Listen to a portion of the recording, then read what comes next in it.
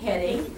So you will have how many Roman numerals in chapter 14? Five. Good for you. Chapter 14 will have Roman numeral 1, Roman numeral 2, Roman numeral 3, 4, and 5. That's it. Now that makes your outlining very, very simple. With the top division book, this book right here, which is the one we used for all divisions, even the bottom division last year, there are 16, for causes of the Civil War, 16 Roman numerals in this chapter.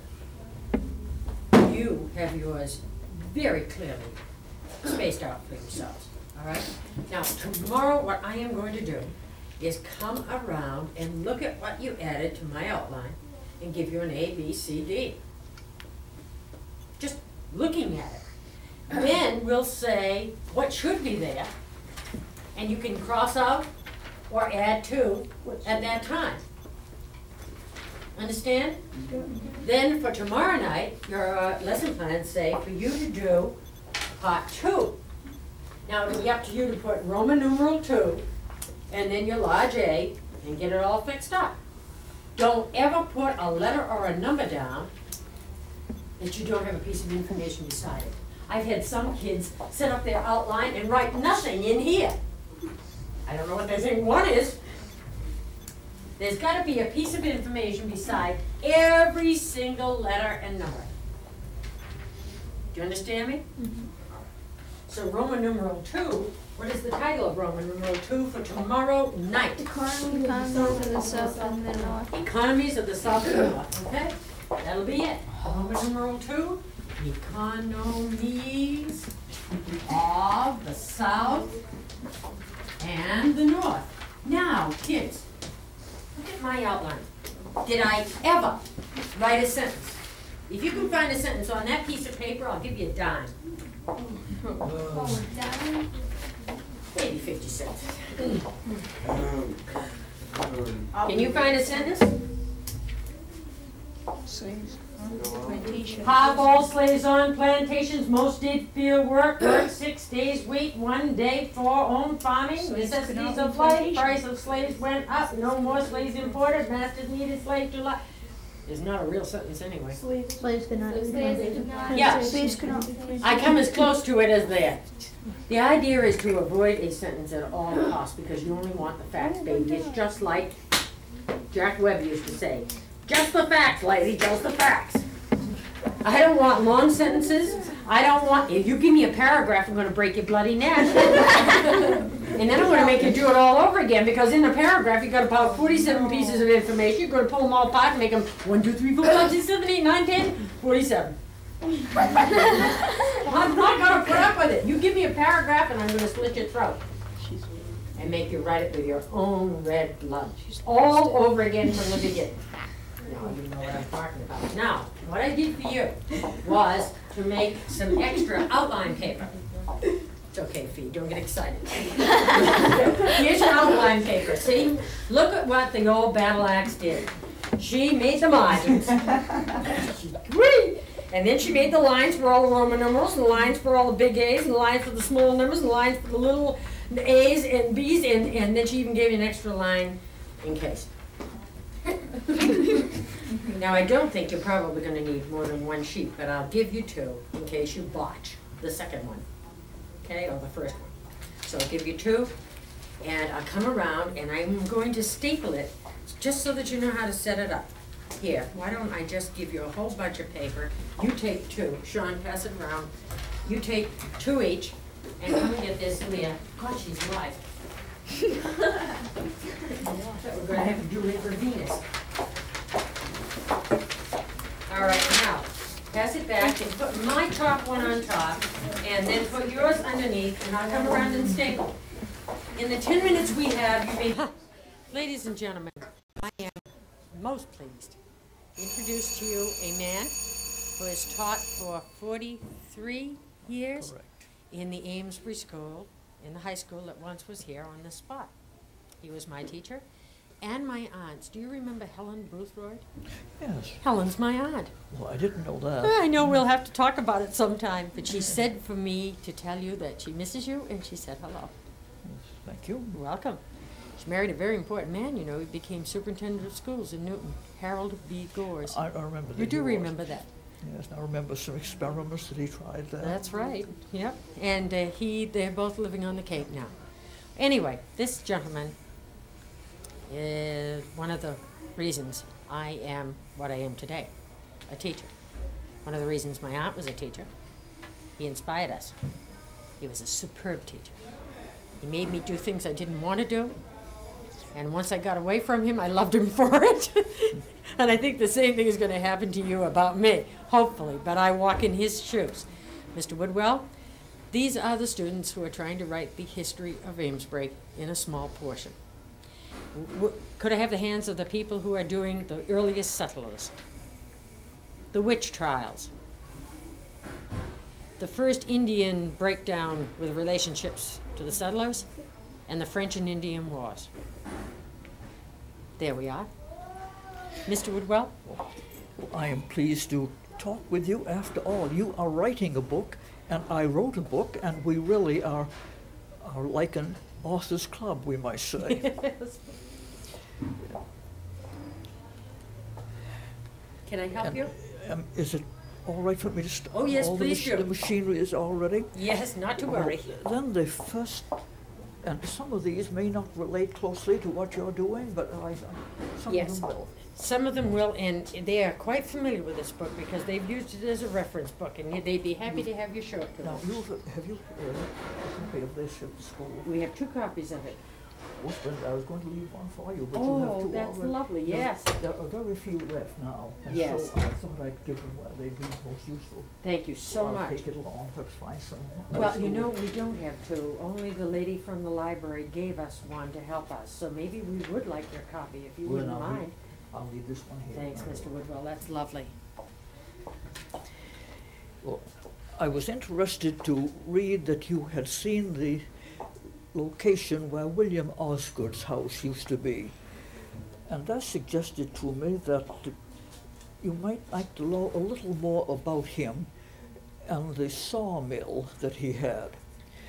That sawmill was near where Pond Street is now.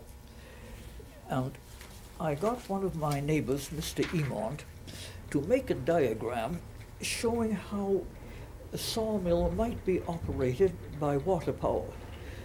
No one knows exactly how it was done, but what Mr. Emont did was he's an engineer, mechanical engineer, was to work out a plan that might be something like William Osgood's mill.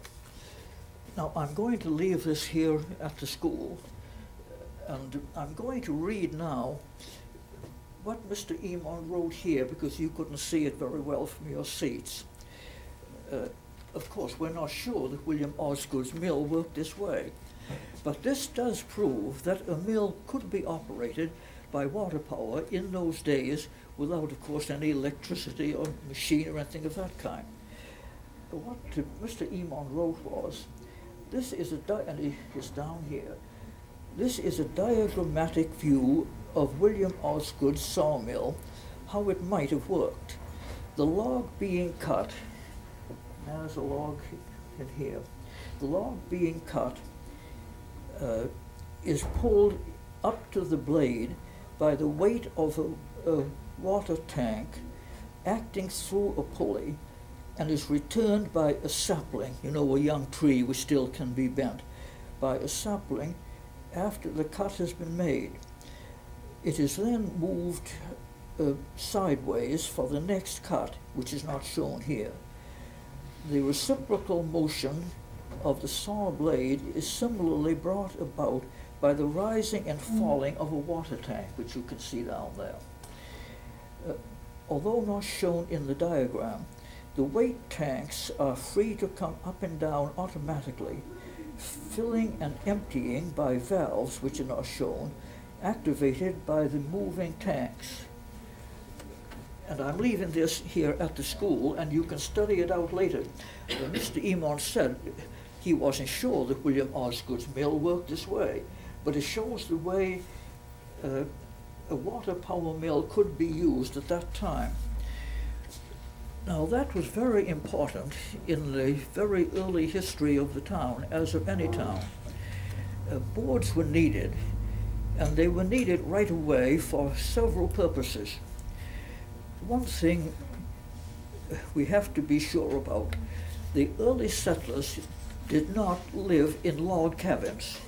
They wanted to build houses like the kind we have now with boards. And boards needed to be produced at a high rate. Before the first settlers had houses built, they lived temporarily in shelters made, it is believed, by branches of trees and brush, and sometimes even by dugouts in the side of a hill. In the town of Newbury now, you can still see two trough-like depressions near the foot of Old Town Hill. And people believe that those were houses partly underground where the settlers lived when they were getting their boards made and building their permanent houses.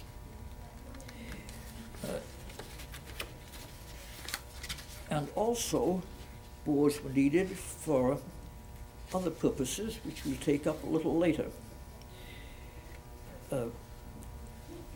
First, as I said, they wanted to build houses where they could live permanently, and they didn't want to waste time on temporary log houses. Now, one of the interesting houses among the first to be built was the Macy Colby house, as it's called. Are you familiar with that? Yeah. Yes. You know what it looks like. And the first thing I have to say is the marker put by the state in front of it is not correct. Certain information wasn't known at that time, which has been corrected since. And when I'm telling what actually happened at the Macy Colby house, is quite different from what was believed to have been at first. And some of the differences are rather amusing. Thomas Macy was a very important person. He was one of the first to cross the river to live in Amesbury, and for many years he was the town clerk. And he probably did build that house, although there's no positive record of that. All we know surely is that the house was sold later to Anthony Colby, a few years later. Now the story, as it's been told, is partly coming from a poem that John Greenleaf Whittier wrote. And people thought that poem was supposed to be historically true, and it wasn't at all historically true. Whittier was writing a poem to interest people and not to record a fact in history. Well, as you read it in Whittier's poem, the title of that is The Exiles. As that poem tells the story, Thomas Macy and his wife were at the door of their house, and incidentally, well, the whole story I'll try to clear up later. They were at the door of their house when an old man came, and a storm was starting overhead, and he asked if he might take shelter in their house during the storm. Now, there was a law that if you harbored or entertained a Quaker, they call them now Friends, and you know where the Friends meeting house is, the Quakers were considered dangerous people, and a law was passed that you weren't to let them come into your house and stay there. This old man said he'd like shelter, and of course they invited him in, and then they heard a noise outside, and coming after him was the sheriff, the officer of the law, and it called him the parish priest. I must explain the word priest now means usually a Catholic priest, but it didn't mean that then, it meant any clergyman. And they were coming to get this old man because he could be put in prison. Macy and his wife resented that. They thought they had a right to let the man come in, and in fact Macy got out his gun but the Quakers didn't believe in any kind of fighting, and so this old man said he would give himself up to the law. And then the next step was, according to the poem, but as I say, not historically true, according to the poem, they said next they would arrest Thomas Macy for harboring a Quaker in his house. And at that point, Macy said he would fight against that.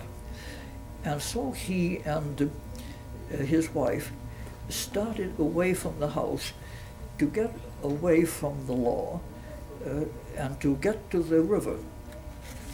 Now, people solemnly believed all that at one time, and I was shown once a place in the Macy Colby house where it was said the Quaker was hidden. Well, all that is just imagination. And this poem goes on to say that Macy and his wife ran toward the river. People used to say down Macy Street, isn't it, Route 110? And they must have been like cross-country runners. They went faster than men pursuing them on horseback. And the story is they jumped into a boat and off they went to Nantucket.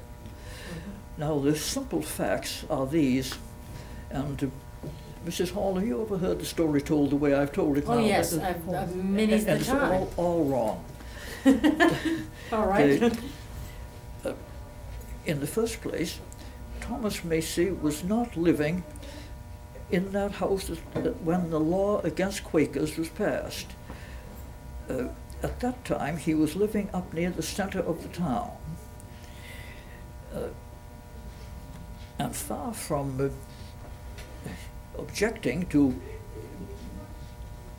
this law, he accepted it, and he came into court and said he was sorry that he had disobeyed the law, and he did not leave immediately for Nantucket. He had already bought land in Nantucket and was evidently planning to go there before all this happened. So the actual fact was that Thomas Macy was living up near what is now the center of the town, that there were 3 Quakers who came, not 2. They stayed only a little while, and he asked them not to stay because he thought that they would make trouble for him. Of course, Whittier was a Quaker himself, and so his sympathy was with the Quakers. That's the way all of that actually happened. But it still remains that the Macy Colby house is a very interesting house. Possibly it was built in sections. Often houses, then half of the house would be built. And it's been very carefully preserved, and I'm very glad we have it here in Amesbury to look at. You know what Mr. Woodwell means by half a colonial. You go only as far as the door on one side, and then you complete the other side when you have the money. You know what I'm talking about. Yeah. Okay. Well, then the boards were also needed for the building of ships. It is hard for us to know now how important ships were. So much travel is now done over roads that there's very little shipping up and down the coast. But before there were any roads, and I'll speak a little later about some of them, most of the business along the coast, say from the Newburyport and Salisbury and Portsmouth and all the way up, was done on ships. They were not big ships such as you read about across the ocean. They were for coastwise trade, as it was called, and they were very necessary. There was one built in Amesbury, probably on the Powwow River in 1639, and from that time on there was something like 600 ships built on the Powwow River. Now, you know the river has been moved so many times and changed to make new roads. It isn't at all as it was then. And probably that ship was built down in the river, down somewhere, perhaps behind the, I'm trying to think how to locate it for you. Any of you know where the old post office was, in the center of the town? Sure. Down there, it's down in that region. There was a small ship built, I think 50 tons. Many larger ones were built elsewhere. and they were built with the boards that had been made by the sawmills, William Osgood's mill and others along on the river. One or two of those boats are of a special interest to us. People built things to last in those days, and one quite famous ship was the Polly, built in 1804 and still in use in 1927. And it was could have been used longer. It was still in perfectly good condition. A more famous ship, of course, was the Alliance. You all know where Alliance Park is. Yes, we've been there. You've been there. Yes, we have all. Good. And the Alliance was built there as the first ship commissioned by the Continental Congress. People say it was the first in the United States Navy, but there wasn't any United States then. There was the Continental Congress, and the Continental Congress had the Alliance built.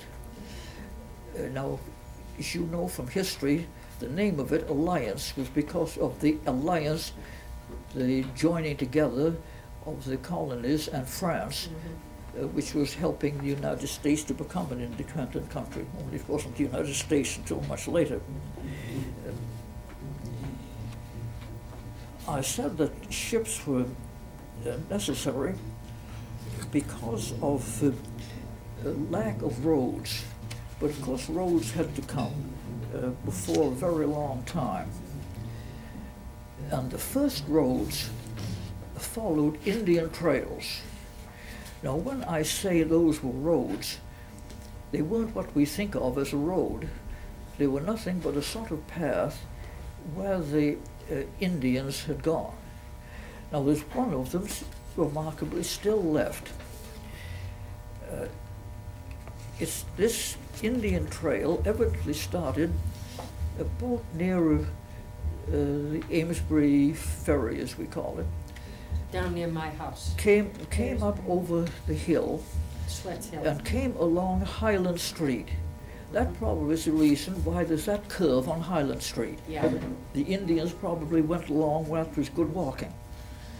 Then it went through what is by the pond in the park, Greenleaf. and later in that little road behind the Friends Meeting House. Are Yep. all of you familiar? We went right there on our tour and saw it, and I And- pointed it out to them. And then you know that it went over Whittier Hill, Mhm. and the part of that is still left. I talked with a man the other day. In this picture in the pictorial guide, Mhm. there's one picture taken there, Mhm. and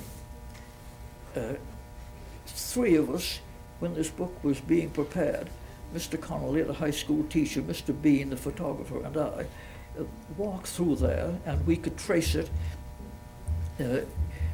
because when it was a road, as I said, there was nothing like a roadway, but when a road was established, that merely meant that you couldn't build a house on that land or block it in any way. It had to be kept open. And people could walk along and even perhaps ride on a horse through there, but don't think of it as like a modern road. Now that Indian trail and the road that followed it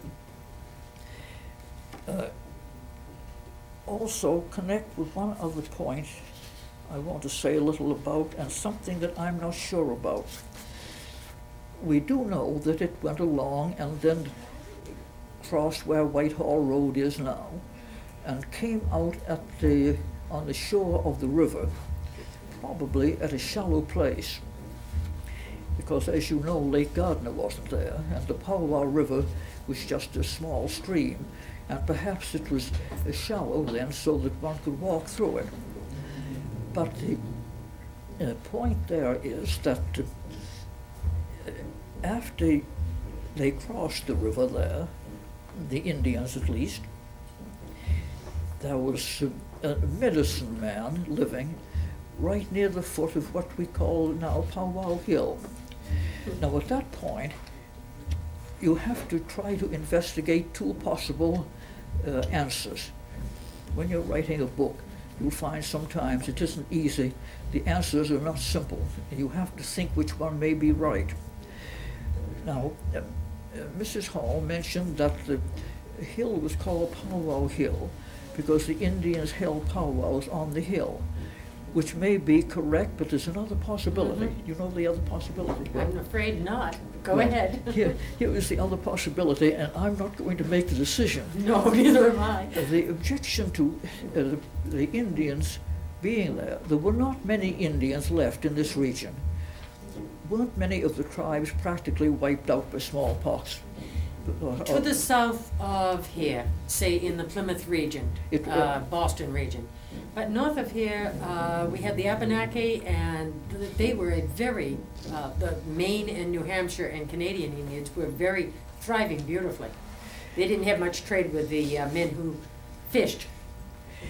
Well, many white people, of course, have been on the coast fishing and trading long before the first settlement. That's absolutely true. Well, this Indian medicine man had his, we'd call it now, his office and consulting room. It was just about at the foot of the hill. And Judge Pettingill, who was a good student of history here in Amesbury, thought that the hill was named for him because the word for medicine man was a good deal like the word powwow. Was it really? It was spelled P-A-U-W-A-I-S. And that Yes, was I've seen this before. that Judge Pettingill said was an earlier use of the word than the other word, which meant a gathering of people. As a And he- child, though, before I came to you, as I told the students, you could dig right into the top of Pow Hill and come up with arrowheads that were extraordinary. They were just littered all in the ground. So that, I think that's probably the basis of why they thought it was a tending and meeting ground for Indians. And speaking of that trail, after it crossed what is now Friend Street, some years ago, some arrowheads were found where there was a little brook, which has been filled in since that time. I think they were given to the library and probably now are in the Bartlett Museum. Yes. Well, to come back to the Indian medicine man, we know that he did exist there, and because one man who had a broken leg went to him for treatment. The man died just the same, so he wasn't a successful surgeon, evidently. Was it a white man who went to him? The medicine, Was it a white man who went to the medicine man? One of the settlers? I'm trying to think. Probably. It might have been. It could very well. I'm not sure. Okay. Thank you. And that word, Powys, P-A-U-W-A-I-S, meaning the Powys's hill or river, might have given the name to Powwow Hill. Could have. I think that's something that deserves further investigation. But as I have said, when you're writing a book, you have to look at everything and think what may be correct, when sometimes it isn't at all easy to tell. Well, then there's one other story in the early history of Amesbury. Susanna Martin. Oh, good. And again, John Greenleaf Whittier misleads us by telling a very romantic story about it. Whittier wrote a poem, The Witch's Daughter, a wholly imaginary poem about Susanna Martin's daughter and people who were kind to her and some who were not, and so forth. But it doesn't at all fit in with the facts. Actually, Susanna Martin was the only woman who was executed for witchcraft north of the Merrimack River. And here's one other thing I hope you'll get right. You hear it wrong so many times. You frequently read witches were burned at the stake. Have you ever heard that? Yes. It never happened here in New England. And it's the hardest thing to correct an error like that. By golly, I guess it is. William Thackeray, in a book of his, mentions it. And I saw him mention something to that effect a few years ago in the Christian Science Monitor, which is usually accurate. Witches were hanged. That wasn't a very comfortable way to die, but it was better than being burned at the stake. Sure was. And no witch was ever burned at the stake anywhere in New England. That's an absolute truth. I hope you will emphasize that if you're writing about Susanna We Martin. certainly will, because we've got, some people say all were hanged, some people say 2 were burned. And you know, you've just said something that, to which I must take issue. Since I live in Hampton, New Hampshire, Goody Cole from Hampton, New Hampshire was hanged, and she's north of the Merrimack River. I didn't know she was. Sure, yes. Right in front of the Winnicott High School is a great big stone dedicated to Goody Cole, and she was taken during the Salem witch trials and hanged at Salem Village. And you know, whenever we come up with stuff like this, it inevitably happens that somebody realizes that there's something wrong with the story. Well, let me look into that further, All because right. I have some notes on Eunice Cole, because Whittier wrote a poem referring to her. Yes. And Yep. I'll look that up. and You report look her back up, to you because tomorrow. supposedly her ghost still walks on that little piece of green. She's not a happy woman. Do go on, Mr. Woodwell. I must say that witches were hanged on what they call Gallows Hill. Yep. And we speak of it as being in Salem, but actually it was in Salem Village, which now is part of the town of Danvers. It's right where the insane asylum is. And in his boyhood, Whittier Hill. visited there. Mm-hmm. And as for belief in witchcraft, strange as it may seem to us, there are parts of the world where it is believed in now. Yes. And it was believed in New England. Of course, witchcraft is mentioned, there's a witch mentioned in the Bible. Now, here's a bit of oral history. My grandmother was born in 1825 and lived until 1930. She was 105. Wow. But she used to tell about some of her childhood experiences. I once asked her if she remembered anyone who believed in witchcraft when she was a child, because her memory went back about 100 years. She said yes. One woman in the neighborhood said to her, "One of our neighbors here has witchcraft powers."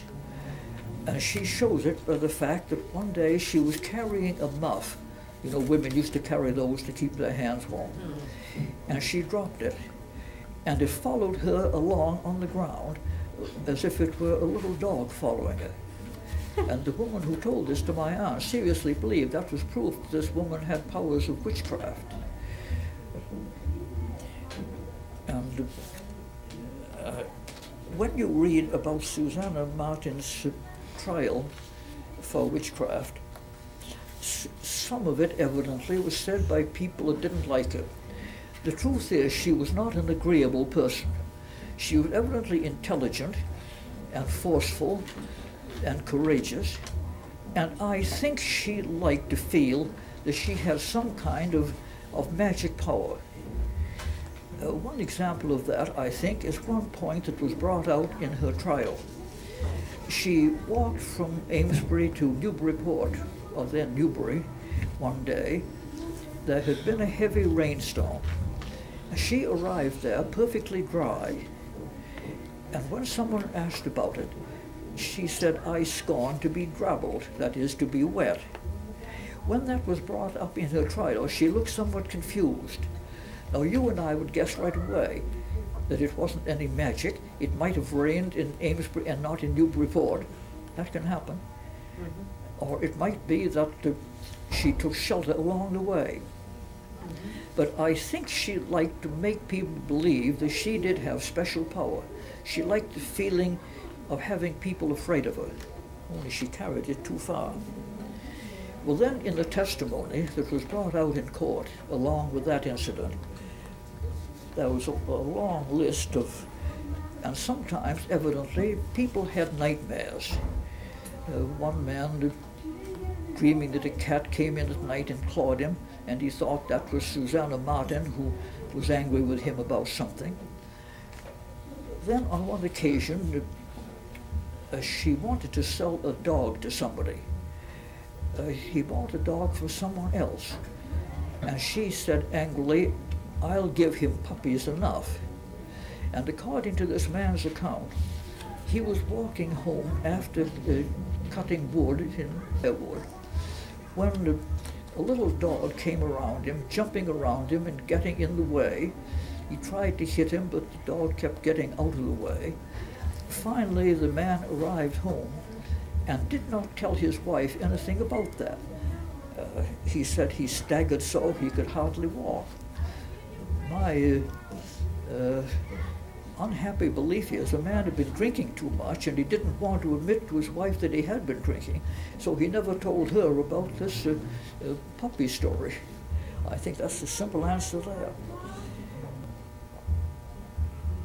And when you go through, well, there were other people accused of having bewitched their oxen, oxen that rebelled and couldn't be controlled. Well, of course, nothing was known then about veterinary medicine. The oxen may have had some kind of disease or something that made them run wild. There were all kinds of explanations. But her enemies didn't look for the explanations. It simply was evident to them that she had powers of witchcraft, and unhappily I think she enjoyed having those powers until they got her into this serious trouble. Whittier's poem is a sentimental one, very well told, like most of his poems, in which one man is kind to Susanna Martin's daughter, and he makes up imaginary names. We can look up in the records and find who her family were. And so again, he has misled people. Now, I'll try to answer questions if there are any. Well, I'll tell one or two other things first, by the way. You already have a copy of this pictorial guide to historic Amesbury, I think, which may be helpful to you in a number of ways. And it has in here a map showing the location of that Indian trail that we've been speaking about over Whittier Hill.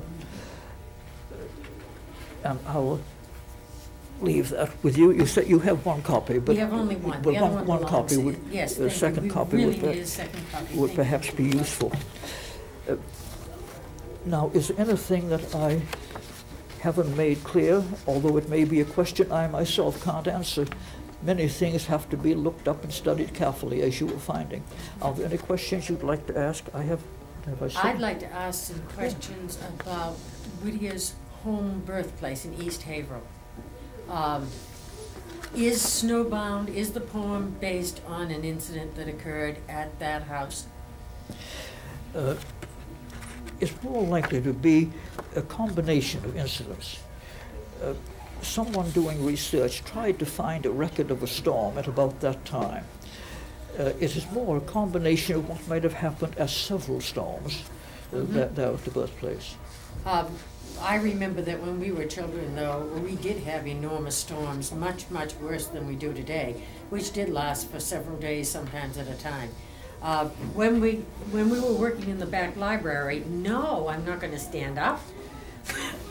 When we were working in the back library, they were working and I was reading Snowbound to them, and I was mentioning how many times he mentions about Indian problems and with his relatives. Each one told a different story, and many of them related problems with the Indians, that there were incidences in their lives. Did that really happen to him?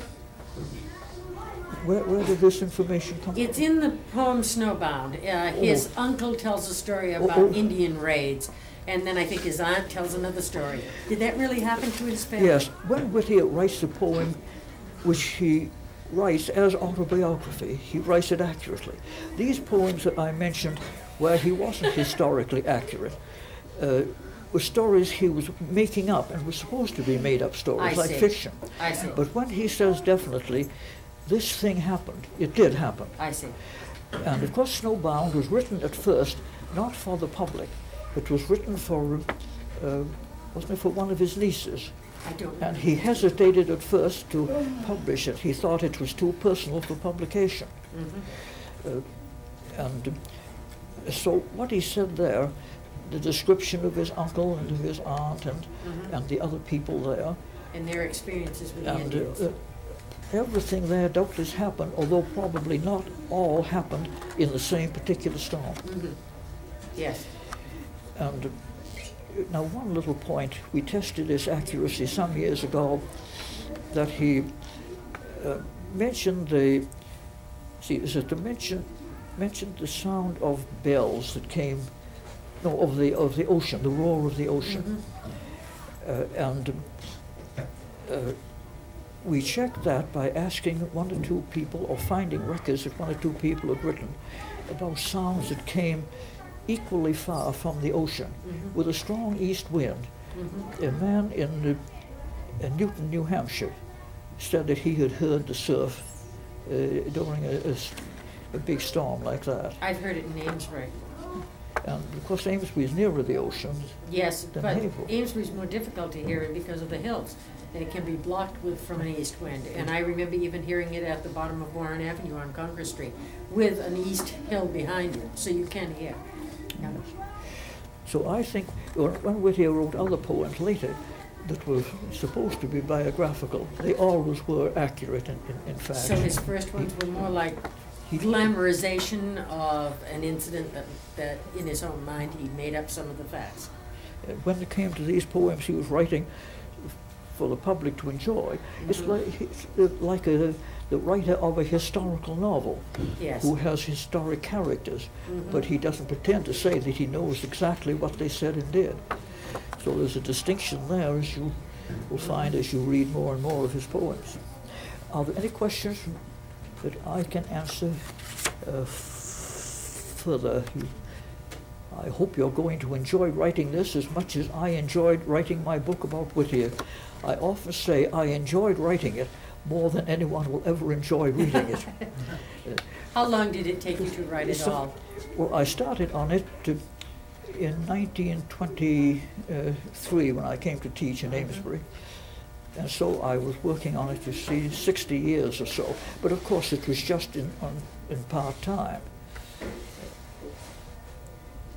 And I'm very glad that I did, and I hope that you will enjoy writing this book. When do you intend to have this ready for printing? It should, we are doing pieces. This group does one piece of the early history. The next group will do basically on the American Revolution. The third group are going to do the buildup of the carriage industry, the automobile industry, and then the fall during the Great Depression. Should this continue next year, each group will take an era like World War I and the Spanish-American War and Second World War, until we have it finally compiled into a full history of Amesbury for students. Now, when you think about the American Revolution, are you familiar with what they call the Great Ipswich Fright?